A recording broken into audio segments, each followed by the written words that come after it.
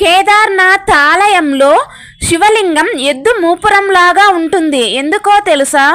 కురుక్షేత్ర యుద్ధంలో వేల మంది లక్షల మందిని సంహరించి ఎంతో రక్తపాతం సృష్టించిన పాండవులకు చేసిన పాపాన్ని పోగొట్టుకోవడానికి పరమేశ్వరుని దర్శించుకోమని చెప్తాడు శ్రీకృష్ణుడు. పరమేశ్వరుని దర్శించుకోవడానికి పాండవులు కాశీ వెళ్తారు.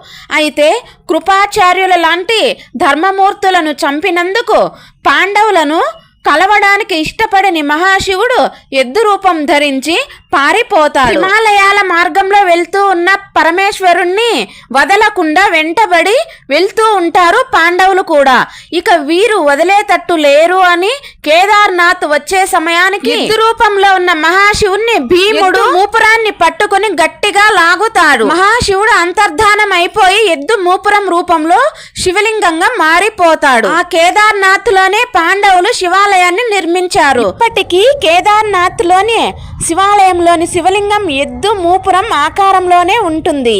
ఇంతకీ ఈ శివాలయాన్ని మీలో ఎంతమంది చూశారో కామెంట్ చేయండి.